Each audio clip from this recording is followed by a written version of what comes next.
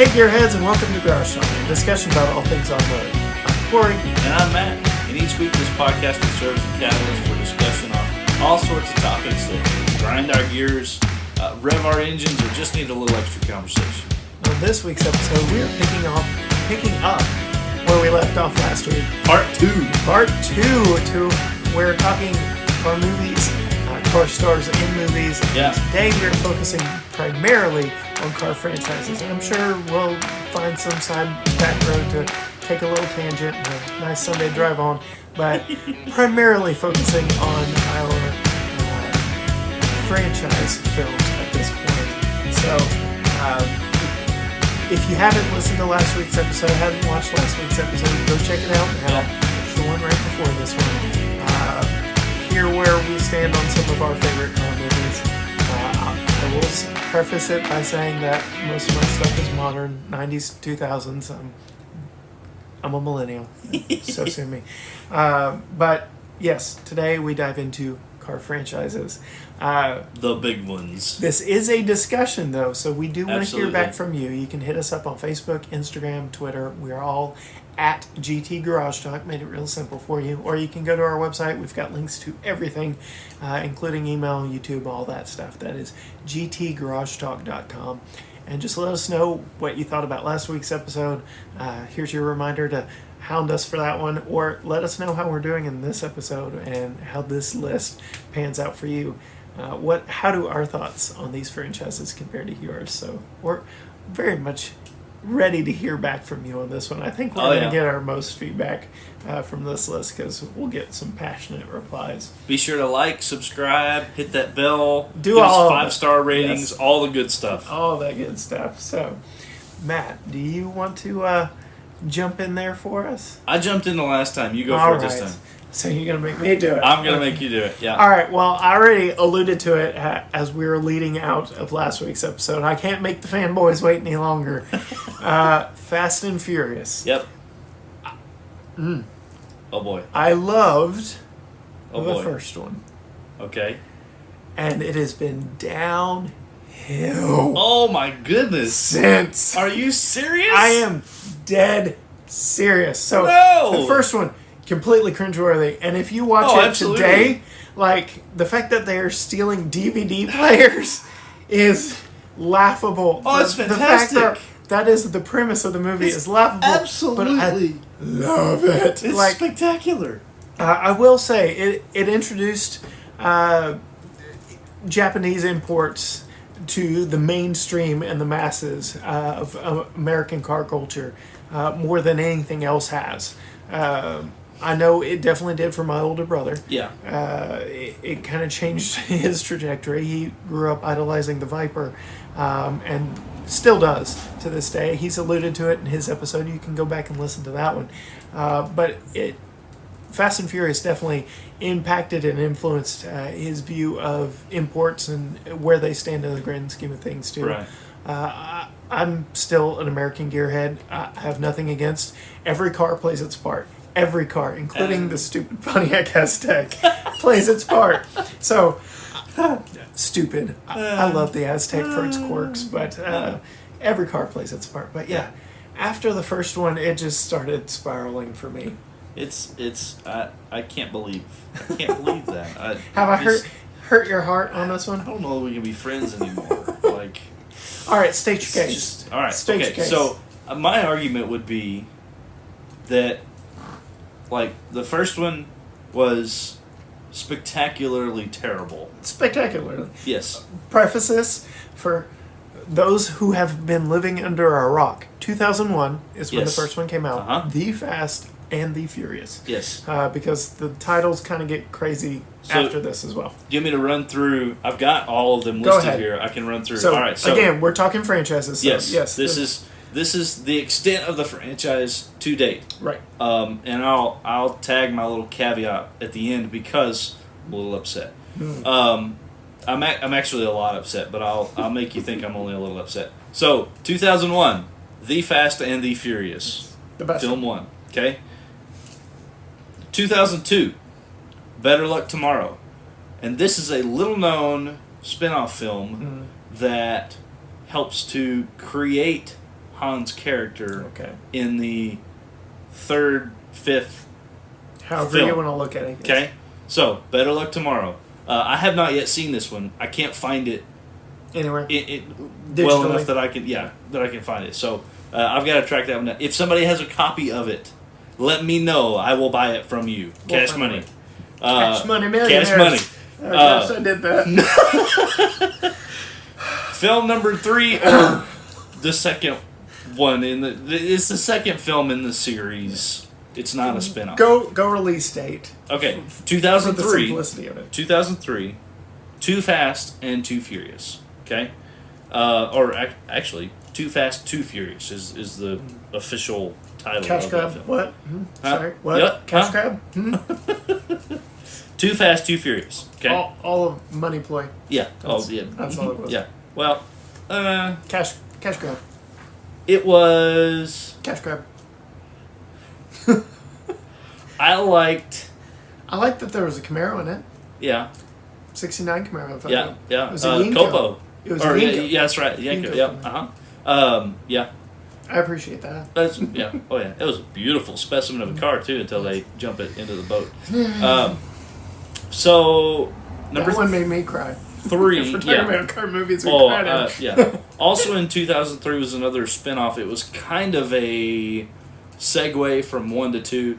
It explained the process of getting Brian O'Connor from L.A. Brian to Earl Spillner. right. Yeah.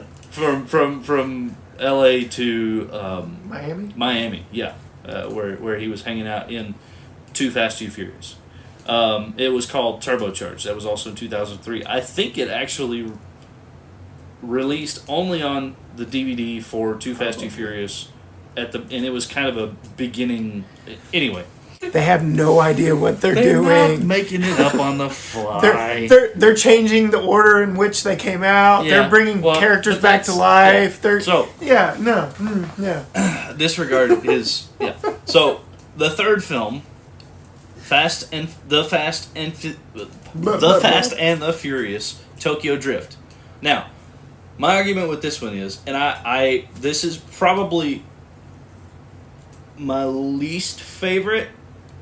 I don't think that's an unpopular opinion because I was talked out of seeing it on multiple occasions. I still Really? haven't seen it. You- My brother oh, owns wow. it, and I have access to it for free. Oh yeah, no. But I have not seen it because, again, I was talked out of it. Granted, this was we need to, before you it need kind of to- got reincorporated into the grand scheme of things. But you cannot.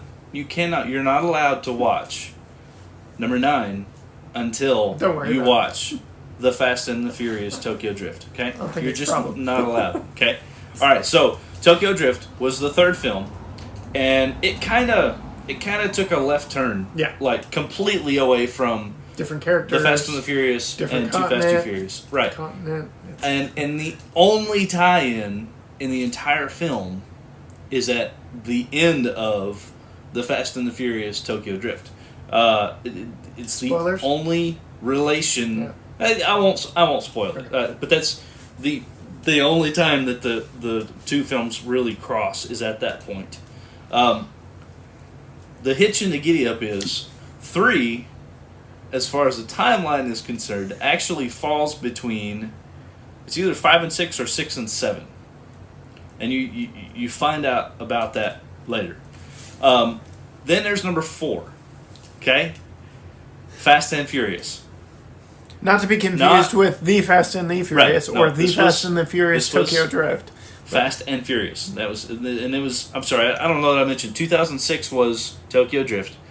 2009, 3 years later, was Fast and Furious. And this was kind of the shift. We go back to the original characters. We go back to L.A. Brian is back as a detective in the street racing scene world kind of stuff. And the family has dispersed and disbanded, and they're kind of spread all over. That's kind of the opening of Fast and Furious. And we go from stealing DVD players and TVs. It's a TV DVD combo. That's what it is. Yeah. Out of the back of Semi trucks on the highway to stealing That was a chair. stealing hundreds of thousands of dollars worth of drugs from the drug cartel, Yeah. moving product across the Yeah. U.S.-Mexico border. Yeah.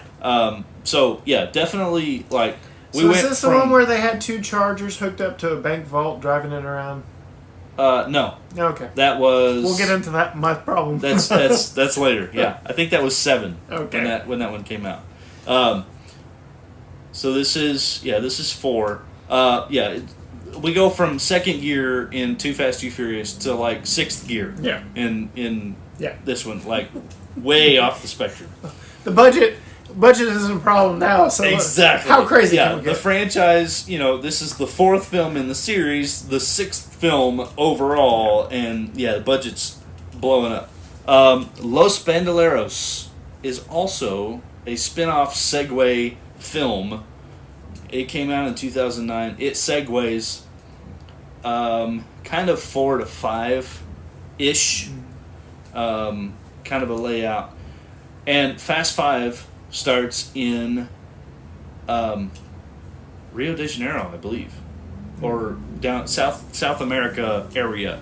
Fast 5. Sorry, there's like 14 of them, so I get them a little confused.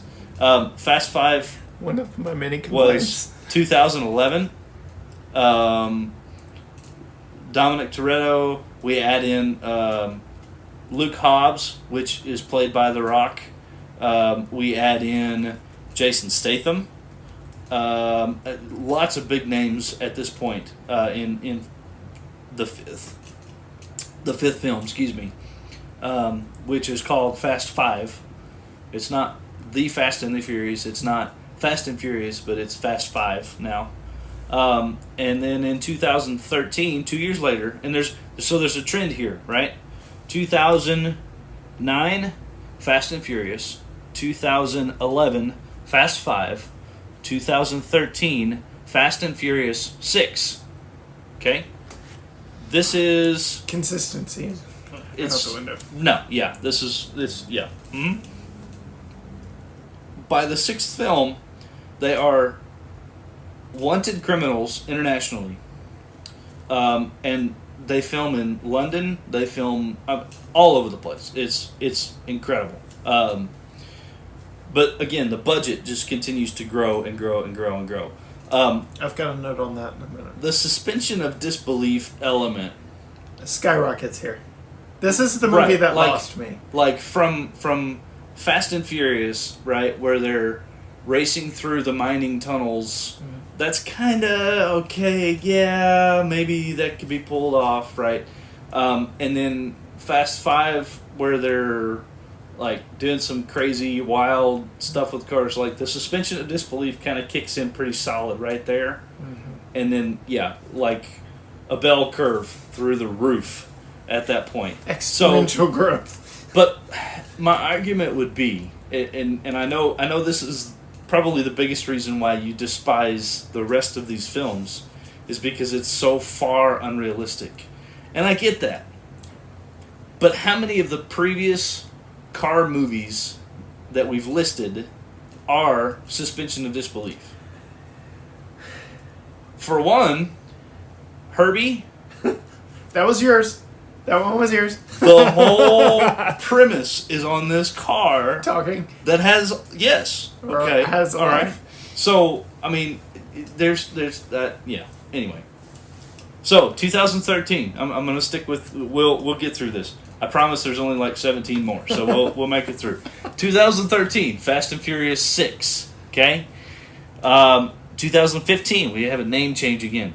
Furious 7. Right, because there's 7 of them in this one, and it's So, and then 8. Ooh, see, this was a clever one, right? Because it's an F. It was clever. And the number 8, so it's Fate of the Furious. It's, something the fan force stick people didn't quite figure out when they came out with that one. Anyway, 2017, Fate of the Furious, the 8th film in the installment, and. Except not really the 8th film, because there's spin-offs and all this. 2 years later, and this is where I start getting a little frustrated, because 2 years later, spinoff. But Turbocharged was just a little 20-minute window thing. And Los Bandoleros was also just a little 20-minute hiatus window thing.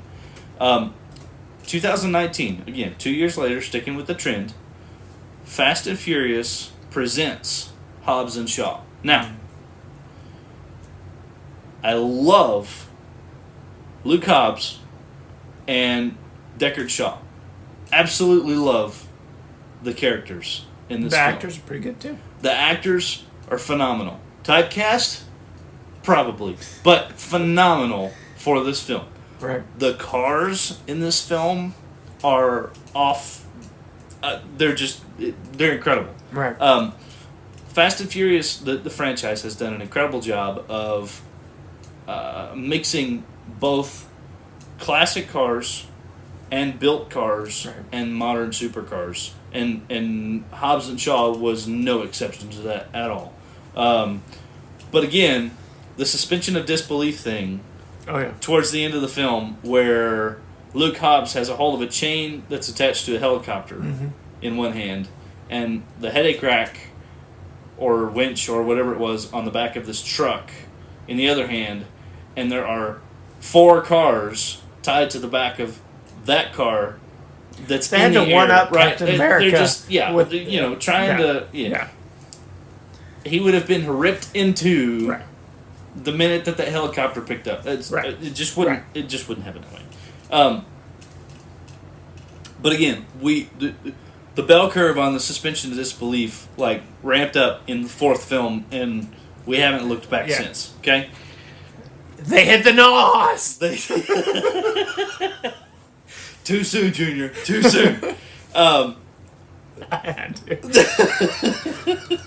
It's a terrible soundbite too. I'm gonna hate putting that in the episode. Oh, that's great. That's great. So 2017, Fate of the Furious. 2019, Hobbs and Shaw. And I told you this is where I kind of because it's 2 years later, matching up with most of the rest of the series, and this to me was a cop-out film. It was either A, we don't have enough money yet to do Fast 9, or B, we have too much yet to film with Fast 9. We have to have something else now, so we're gonna do this spin-off film. It's a little less expensive, but just as involved. Well, didn't it have anything to do with Paul Walker's death? Spoiler alert. That was... Which one was that? That was 7, wasn't it? Yeah. Yeah. Furious 7. Yes.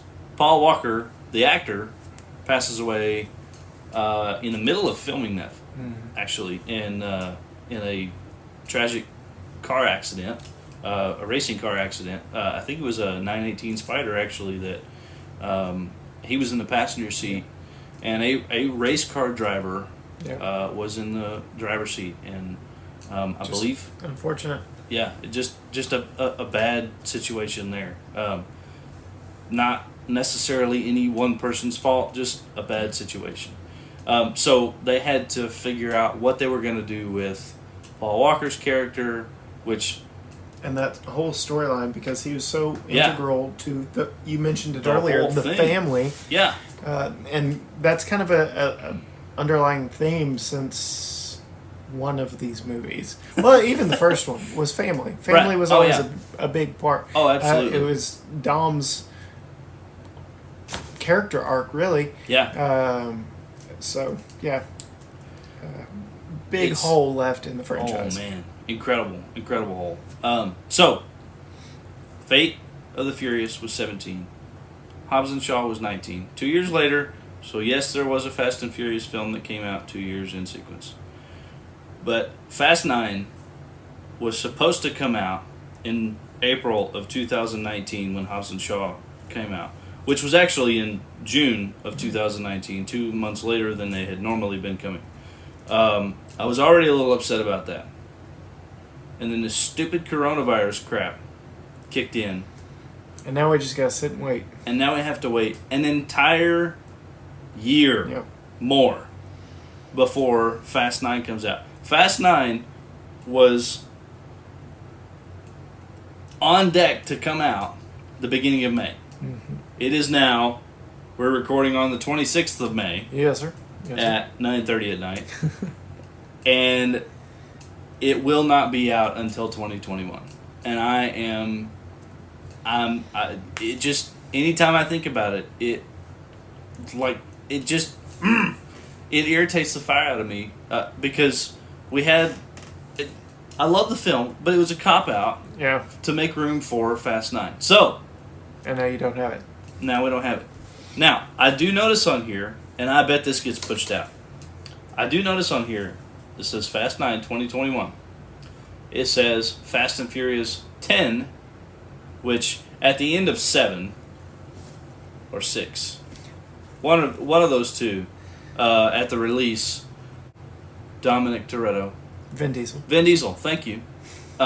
He said there will be 10 films. Yeah. There will. So he had already signed a contract. He made the commitment for 10 films. Yeah. And basically, if it meant money out of his pocket, he was going to make sure that there were 10 of them. So 2022 is what they're saying. It'll be pushed out for sure. Will be now. My turn? Are you going to rip apart everything yes. I just laid? Okay, go ahead. Oh, yeah. No.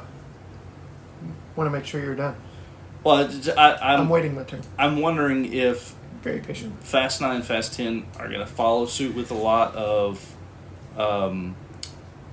franchise films like what is it, the Mockingjay Hunger Games, where they did a 2-part last film. I really hope that they don't do that. I will be. A lot of those were based on books, though. True. So true. There's no book for this. No book on this one. Yeah. All right. My qualms with this franchise. Here we go. I will start with its humble beginnings.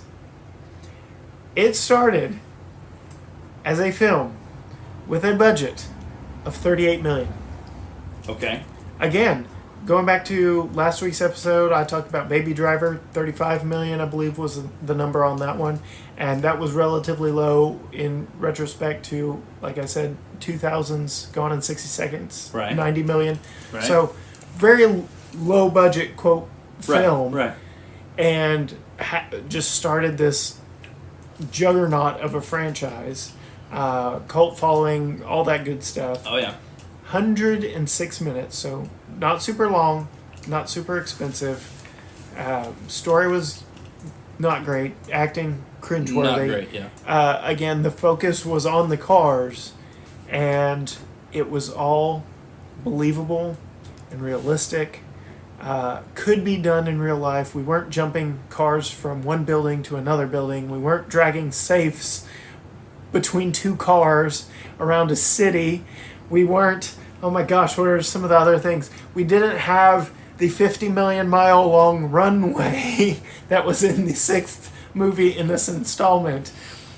And I will tell you, it was the runway scene in the 6th movie. That's what turned you off? I couldn't do it anymore. I was already having to stomach and swallow. So we've talked about some language in films, especially on this list. We've talked about some unsavory things. This franchise has, as it's gone more extreme and more outrageous, has dived a little deeper in stuff that I would prefer not to be in film. Yes. And they made it through the car girls and stuff like that has also increased exponentially in these. The drug use, the language. And not knocking anyone who enjoys these films, but it was just a turn off for me. Yeah. Adding on top of just how much disbelief you are willing to suspend in this. I mean, there's submarines coming up through ice in some of these. It lost me. They lost me. They went too big too soon. I fell off the wagon. I couldn't do it. I can't believe you didn't go to the and I'm going to catch flack for not remembering the exact year, but the 75, 78 Camaro F-bomb in the 4th film, popping a wheelie on dirt. Yeah. there are multiple things wrong with multiple of these films. Yeah. They are by no means cinematic masterpieces. So They're car guy gratification is what they are. well, yeah. And so again, 38 million was the budget of the first one. So the Fate of the Furious was the last one I could pull up on IMDb. $250 million budget. 38 million to 250 million. Okay, but how much money have they made off of these films? This one grossed cumulative worldwide 1.2 Million? billion. Billion. Yeah. So yes, they are making a lot, and again, they've really gone off the deep end. There have been other films that they've had to compete with. You referenced earlier, and I joked about the helicopter scene in Hobbs and Shaw, having to go up against Captain America trying to hold back a helicopter. So the cinematic landscape has changed dramatically during this time as well. And that's kind of a problem because now it's like we've got to get more big and more stupid and outrageous. And I would say that is my biggest qualm is story's gone out the window. Well, story was never really strong anyway. Story's gone out the window. It's all about stunts. It's all about cars, and it's all about girls. It's the way I feel the franchise is gone. And y'all can rip me to shreds in the comments. I saw the 7th because it was the last one with Paul Walker. I had to see how they send him off. And I will say, again, I've only seen it the one time, but I just remember the very first scene where he is racing Dom, rolling my eyes because if I'm not mistaken, the car Paul Walker's character is in, Brian Earl Spillner, I know that's not his real name, that's his undercover name, but I just love saying it. If I'm not mistaken, he's like actively rowing the gears in a manual transmission. And then you see paddle shifters on the steering column. Like, that was just something that caught my eye right off the bat. I could be completely wrong because I was going in trying to hate the film from the get-go, but that is one thing that has stuck with me. Yeah. I'm going to be labeled as a hater. Go ahead. But I adored the first. I bared through the second. Didn't see the technical third. The fourth was interesting. The fifth was interesting. The sixth lost me. Seventh, I was like, I've seen enough. All right, so I've not seen Fate, and you haven't seen Fate. You haven't seen Hobbs and Shaw. No. My suggestion would be, just take your brain out. That's what you had to do to watch these. Just take it out. Take your brain out. Set it on the table. Pick up the I'm dating myself. Pick up the DVD and put it in the DVD player for Hobbs and Shaw and just enjoy the film. Yeah. Okay, it will rekindle some hope for the franchise. I promise you it will. I wanted to pull this up while we're talking about this franchise. So for Gone in 60 Seconds, the original 1974 version of Gone in 60 Seconds, there were somewhere between 90 and 130 cars wrecked, damaged, destroyed in that car process. 2 of which were 1971 Mustang, faux Mach 1 73 Mustangs. Anyway. Movie magic. Yeah, movie magic. To date, through the 8th film, so this does not include Hobbs and Shaw, to date, or I guess not to date, but through the 8th film, so not including Hobbs and Shaw, not including 9 or 10, there have been 1,800 cars destroyed for the Fast and Furious franchise. Now, that could be something as simple as a Chevy Malibu flipped on a bridge somewhere. Yes, but. and that was one of the things that they talked about, because I pulled it up for Fast and Furious 8 or Fate of the Furious, and just for Fate of the Furious, there were 300 cars destroyed in the filming of that. That's insane. Most of which it says were zombie cars. So at one point in the film, they had hacked into the God's Eye, which is part of the whole film process. This God's Eye thing, which was a Big Brother supercomputer brain uses smartphones and cars and all that. They'd hacked into it and started all of these automated cars with supercomputers in them, and started driving them off of parking garages and buildings and things like that down and raining them down on the fate people below. And so most of them were zombie cars, but there have been 300 cars just in the Fate of the Furious. There were 300 cars destroyed in that film. That's a lot of money.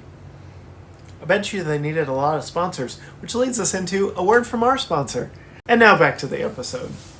All right, Matt, so I subjected us to the 20 plus minutes of Fast and Furious fanboy. Do we have to move on? We don't have to, but Okay. I mean, we've got several other cars. There's car plenty movies more I'd love to talk about. Yeah, Yes. I'm sure there is. I'm sure there is. We All can right. leave it to the comments and maybe some spin-off episodes in the future. Again, we would love to hear what you have to say about this. We would love to hear your feedback. We may revisit the topic. I'm not going to say we won't. No. Okay. Especially if you force me to finish out the franchise. So here's you will absolutely finish out the franchise. Here's what I'd love to do. Okay. Here's what I'd love to do. I would love to find a weekend and a bunch of friends. You guys right there in the microphone. I would love to find a bunch of friends who would be willing to pay for a ticket for a weekend at a movie theater to watch, start to finish, The Fast and the Furious, All the way through. all the spin-offs, all the craziness, all the way through. We have a theater here in Tyler that would love to host. All the way up, and then leading up to 10, Yep. and watch 10 together after having watched. How incredible would that be? So, yes. Okay? So there's this other movie franchise you and I are both a fan of. Okay. Do we need to do this more than once? Spurred on by, we'll say children's books. I have marathoned the Harry Potter series. Oh my. It is now the Wizarding World series because Yeah. they are branching outside of the Harry Potter storyline. Over a weekend with my wife and a couple of friends. It was brutal. I love those movies. They are very entertaining. Yeah. It was brutal. Does not help the case that it was a beautiful weekend that we decided to do this instead of a crummy raining weekend. So we saw how beautiful it was outside and we're like, do we have to watch another one of these? But I will say, binge watching all of them in a sequential, it's tough. So that does not help our case for selling tickets. But, you know, diehard fans. So, can we lay this one to bed for now?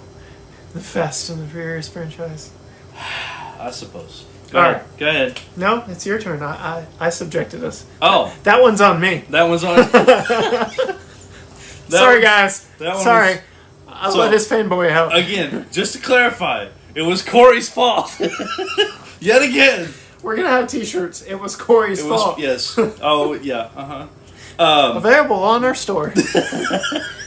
GTGarageTalk.com. That's right. Yeah, go check it out. Not available yet, but soon to be. Soon to be available. By the time this is live, they'll be available. Trust me. Yeah. Oh my. Okay. Take us into our next franchise, Matt.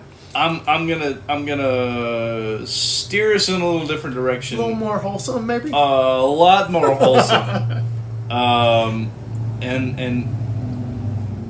swing us towards Disney. Oh, And, where could you be going with this one? And Pixar Oh, still don't know where you could be going with this one. and Cars. I think I'm familiar with it. Yeah. Have you watched it a time or two today? Tell us a little bit about your Cars experience. I have a Corey. 2-year-old boy Yeah. who is very into cars. Oh yeah. The movie and the vehicle. Like, Yes. yes, I can quote all things Cars 1, 2, and 3.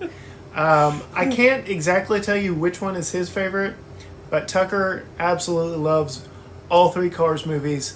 And I don't know if you know this. Thank you, Disney Plus. There are many spin-off shorts, Yes. cartoons, Little- Cars tunes, Little featurettes, aren't they? mostly around Mater. Yeah. And I've got a theory about those as well. Oh boy. But yes, we we've gotten our money's worth out of our year's worth of subscription to Disney Plus already, just for having the Cars franchise at will, ready to go in our home. Oh yeah. To the point where now we have to say, no, not today, Tucker. We're not watching that today. But I do love those movies. Can I share my favorite scene? Yes. Yes. At least the first film. Please do.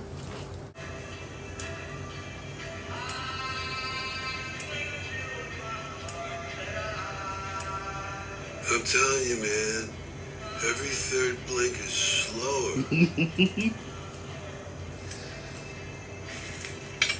The 60s were good to you, right? Of course, a VW's involved. Oh yeah. But yeah, you can definitely tell there are car guys behind these movies. Oh man. The jokes, there's some innuendo because come on, yeah. Parents have to watch these too. Right. But there are definitely car guys behind these. They've done their research. There are a lot of inside jokes for car guys. There are a lot of car celebrities in these movies that really ramps up in 2 and 3. Well, that was probably one of the favorite parts of the conglomeration of these films is how many big names there are in it. Lewis Hamilton, Jeff. Whoa. Whoa. I almost said Jeff Goldblum. Jeff Gordon. Yeah. The other Jeff G. The other Jeff. I'm leaving that in the episode. When you put a microphone in front of me, you never know what you're going to hear. But yeah, they're quite a bit of car legends and celebrities in these movies. But I'm pulling up a few of them because I can't remember all of them. Let's see. I love how Lewis Hamilton's character has the gap in between his teeth. For those of you who don't know who I'm talking about, Google him. Lewis Hamilton, racing car driver. I wonder what the discussion was. Can we put the gap in your car's teeth?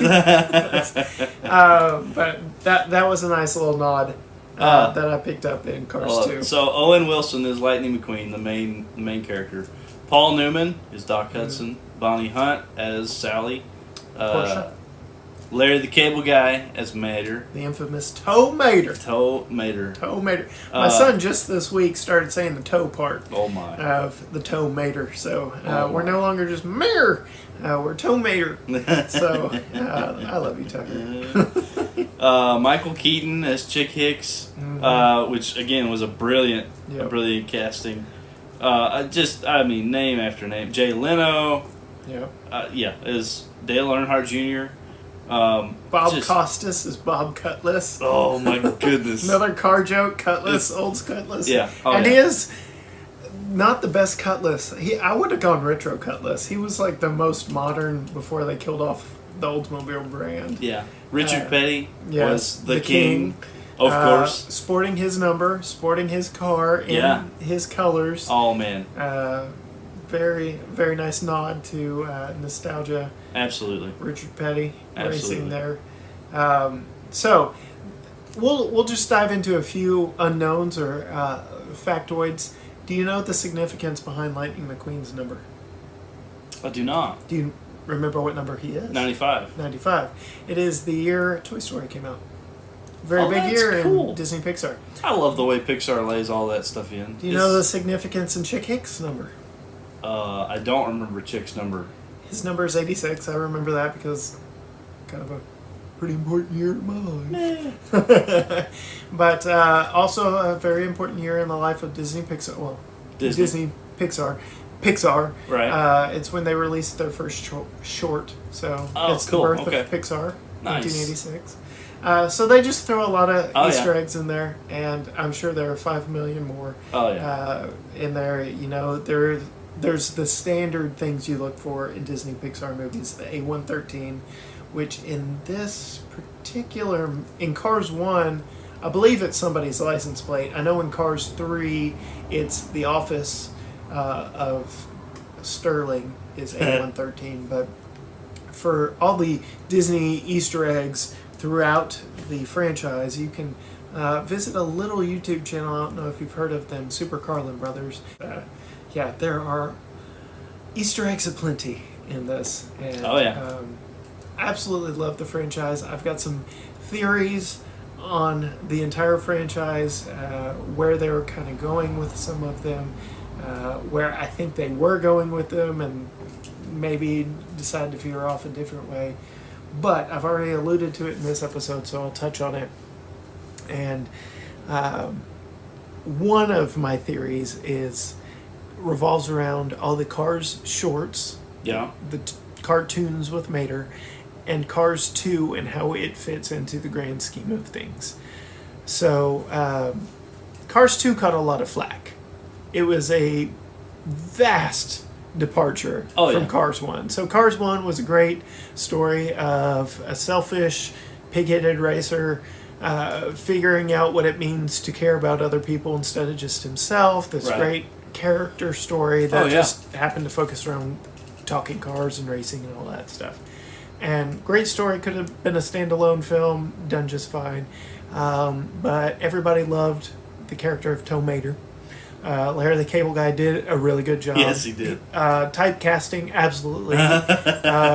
He was very much playing himself as a rusty old tow truck. Oh, yeah. And so Cars 2 focused on Mater's character primarily, but also kind of zoomed out and saw the racing world as a whole, but completely different. It was a spy film. It was much less about racing, much less about Lightning McQueen. It totally veered. Yeah. And then It was kind of a Mater film without being a Mater film. Right. Yeah. And then Cars 3 brought us back, where it is about Lightning McQueen, and he's getting older, and how does that play into, all these new rookies. It's kind of the antithesis or the opposite. I don't even know if I use that word right. It's the opposite of where he was in Cars 1. It's him realizing, oh, okay, so this is what they were going through when I was coming up. Yeah. He's coming to the point of how can I keep doing this? How can I keep doing it? But also, Doc Hudson from the first film was a retired race car driver, and Lightning did not want to end up like Doc in the film. So who was kind of retired by circumstance. Right. Yeah, no exactly. Spoilers. And yeah. So yeah, it was this how do I transition through this without transitioning out of this? Is very, very well done. So you've got two bookends of car racing, Lightning McQueen centered movies, and then you've got this weird one that was a total departure in the middle, and then you've got all these Mater-centric cartoons out there that all end the exact same way, as Cars 2. Really? And so if you have not delved, if you have not ventured into all the peripheral Cars franchise, all the cartoons that they release are centered around Mater with some outlandish story. In one, he's a fire truck, and he rescues Lightning McQueen from a burning building. In one, he's a monster truck wrestler. In one, he is an astronaut. In one, he's an import in Japan, which is true. An American car would be an import in Japan, where he races. That's funny. That's I'm going to have to watch those two. I'll add those to my list. The high points. All of them end as he is telling Lightning McQueen these stories of things that have happened to him in his past. Lightning goes, that didn't happen. And Mater's like, yeah, you were there too. And all of a sudden, Lightning's in the story in some kind of perilous situation that Mater has to rescue him from. Right. Which is Cars 2 in a nutshell, just a feature-length version, because Mater's telling this outlandish story of how he is a spy and how he does all these things, and he stops the world from being held hostage from fossil fuels and all this stuff. Yeah. And Lightning McQueen could very much say that didn't happen.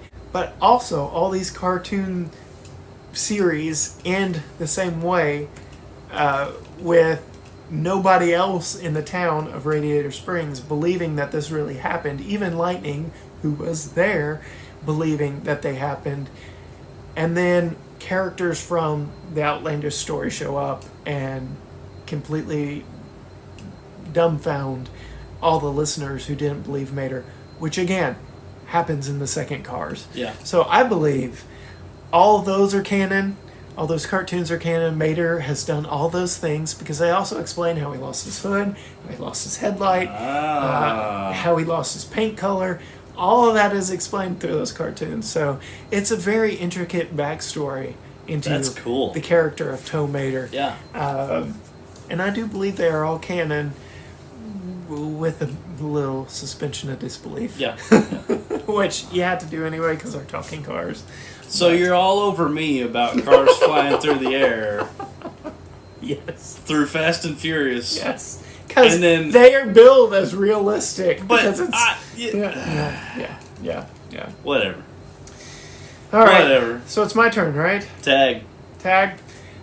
Given the length of this episode already, we may have to end with this one. Okay. And might be a slightly controversial Oh boy. topic. So, just because of time, there are definitely some car franchises we're leaving off. Honorable mentions, I'll throw one out there real quick before we dive into it. The James Bond series. I mean, come on. I'm a huge fan of the Daniel Craig current iteration of 007. And He does an okay job. yes, Yeah. yes. That another movie on the waiting room floor, I guess I will say, Yeah. because of coronavirus, it was set to have already been released, and now we won't get it until I believe November is where it is sitting and waiting right Wow. now for a Thanksgiving release. But gotta love a good Aston Martin. Beautiful car. But there's some very interesting, some good James Bond cars, some bad ones. There's the BMW Z8 or Z8, depending on how you want to pronounce it.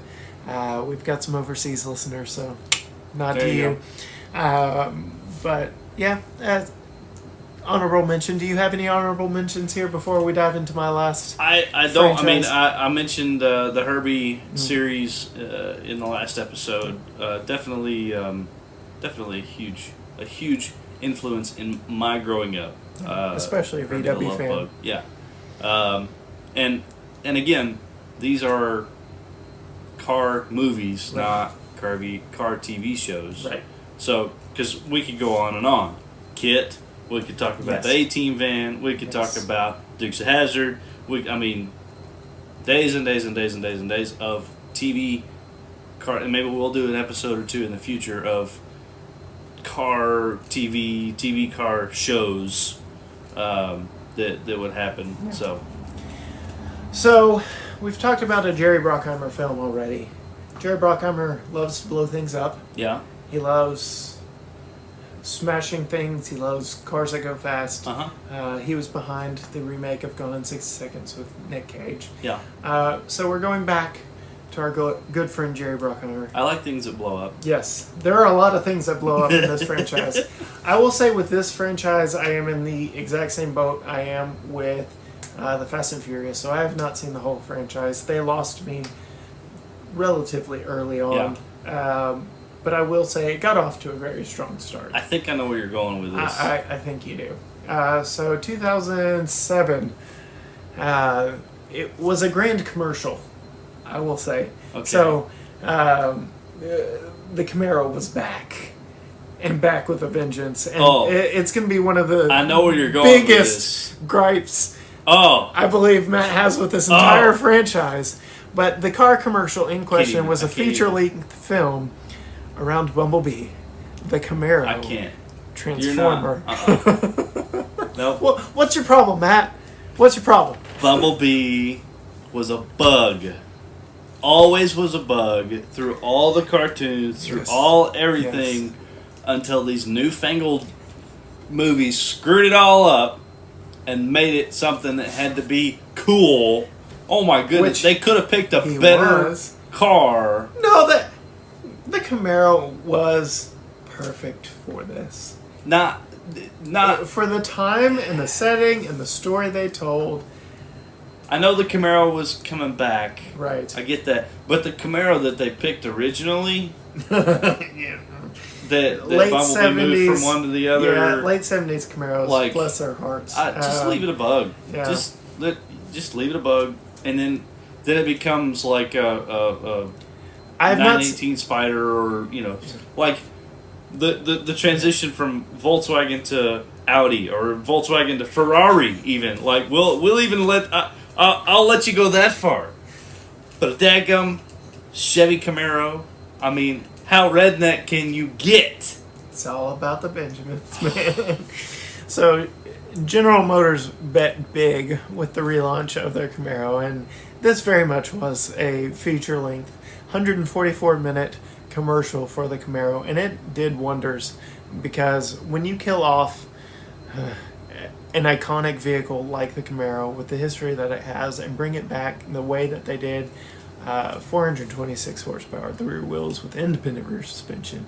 I had one of those first gen reborn Camaros, which is actually fifth gen in the grand scheme of things. Mine was 2012, 45th anniversary. But for those of you listening on the I'm podcast, fanboying right now. I'm smoldering over here, shaking my head at Corey. So they had me hook, line, and sinker with the car, but it was a fun first movie. You have to admit, it was fun. Get past your hang-ups. Well, okay, so my first hang-up with the Transformers series is that they're not car films. They're right. They are not car films, but they are robot films. This is true. They're alien robots. Technically, they're aliens, films. not robots, but they're robot aliens. I don't know. It gets kind of sketchy. They're not weird. car films. Yeah, but there are a lot of cars in them. There may be cars in them, but the focus was never on the cars. It was always on the beings that were... General Motors would say otherwise because I believe all of the Autobots were General Motors vehicles, In the if I'm not first- mistaken. Yeah, and they all were. the bad guys were Ford vehicles. if you caught that at all, the Police Pursuit Mustang. Yeah. But let's see. I'm trying to even remember some of the characters.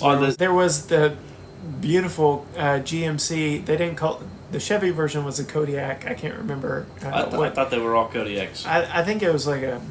I could look it up. I could Google it. Rip me apart in the The comments. GMC 5500 Yeah. with a pickup bed on Right. it, basically, is... Yeah.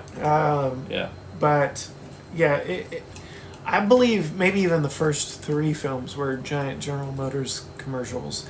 And I know throughout Bumblebee's Camaro iterations, because if I'm not mistaken, the spin-off got him back to his Beetle roots. Yes. Which I have not seen. This franchise lost me at 2. I believe I saw 3 out of... I'm going to see it just to see where it goes. Yeah. But they really lost me at 2. Again, you'll see a theme with a lot of franchises that lose me. They just went too big too quick. Right. The language in 2, like the mother's character, Witwicky's mom, same Witwicky's mom, just... They took everything that was funny about her and they went all the wrong directions with her character. So yeah, they went all the wrong ways, all the wrong directions, and all the wrong ways with 2. Went to go see 3, but each sequential Camaro iteration that came out, design changes you saw on Bumblebee before you saw in real life. And so they were kind of testing out the design waters. So as a businessman, as a car lover, and as a Camaro fanboy, this whole franchise intrigued me for that aspect alone. Right. But this is another one. Did not have humble beginnings again. It was a Jerry Bruckheimer film in 2007 with a budget of $150 million, with a $709 million return. Or is that? No, that's million. Okay. Yeah. GMC Top Kick. Yeah, Top Kick. I knew it was some dumb name. That is kind of Yeah. So yeah, But Force Protection Buffalo MPCV. Oh my gracious. so yes, while I don't love the franchise as a whole, they completely lost me. They had me hook, line, and sinker with Camaro as a Bumblebee, and Bernie Mac's character. God rest his soul, the late Bernie Mac.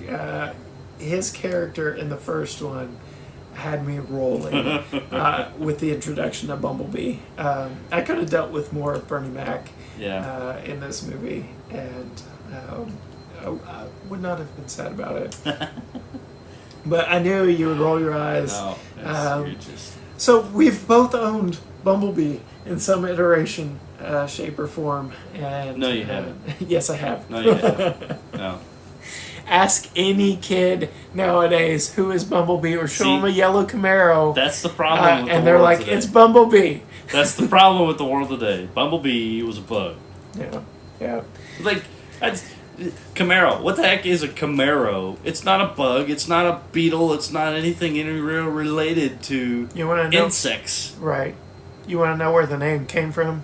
Yeah. They were originally going to name the car the Panther, but that may have just been its code name, but it didn't really fit with. Let's see, they had the Corvette and the Corvair. They had a lot of C names going on at the time in the 60s when they came up with it. And they took from their French roots, Chevrolet, a derivative of the French word for companion or friend, and made it into Camaro. So the Camaro's your friend, Matt. The Camaro is your friend. No. Nope. Sorry. Yeah. So that's our list. Short list, just because we spent so much time on a certain fandom that I'm sure y'all will let me know how wrong I am for bailing when I did, and Matt will make sure I watch the franchise in its fullest. We're fixing this. Yes. And I will introduce him. So this is the end of our 2-part series on car films. I will fix some of the movies that I've seen that he has not, and if there are some that we absolutely need to see as car guys, especially as millennial car guys, give us some classics to watch. We'll gladly watch it. Bullet never made it on this list. I have not seen it. Oh my goodness, yeah. Very, very classic film. There are plenty good ones out there, again, that we both know about, that may have forgotten to put on our list, or just didn't have the time to cover, because we are trying to keep these somewhat bite-sized for you to listen to each week. But let us know. This is a conversation back and forth between Matt and I, and you, our listeners and our viewers. Hit us up on Facebook, Instagram, and Twitter, all at GT Garage Talk. You can go to our website and check everything out on our website. It's got links to our email accounts, to all of our merch, to our YouTube channel, which you can like, share, subscribe, comment, ring the bell, all that good stuff on YouTube. Help us out there with the algorithms. We're working on some really big stuff for our YouTube channel as well. Matt's started his GT Motoring Minute over there on YouTube with just some random car thoughts throughout the week. I got some good ones coming up this week too, leading up to the episode. So, pretty good. We've got some fun stuff out there. We're just trying to crank out more and more content for you. And so sharing this podcast with your friends helps. Commenting on Facebook, Instagram, Twitter, all that stuff absolutely helps and doesn't cost anybody a dime. Subscribing and commenting on YouTube helps us out immensely. And make sure you like and don't just follow us on all those platforms. Like it all, comment, subscribe, do what you do best, and let us know your thoughts and opinions about everything we cover. If you do have a dime to share, though, we do have a Patreon. Yes. We'd love for you to. And our Patreon has many different tiers and levels, different benefits, whether that's from unedited, early release episodes where you can hear all the bloopers and dumb comments and all the ums between the two of us. We've got faces. Yes. So we've got some good stuff out there. We've got discount on merchandise as a tier. We've got Ask Us Anything or Ask Me Anything, where you can ask us your car questions. Matt is a certified mechanic, so that is definitely something that will pay dividends if you choose to subscribe at that tier. And then we've even got some exclusive content out there, t-shirts and different merchandise. It's not all t-shirts. We've got friends with Rosie engravers. So We've got some cool stuff coming out for exclusives for our Patreon. So, man, you can check that out. Link through our website. We truly love hearing back from you. We very much expect to hear a lot back on these episodes. But until next time, bye.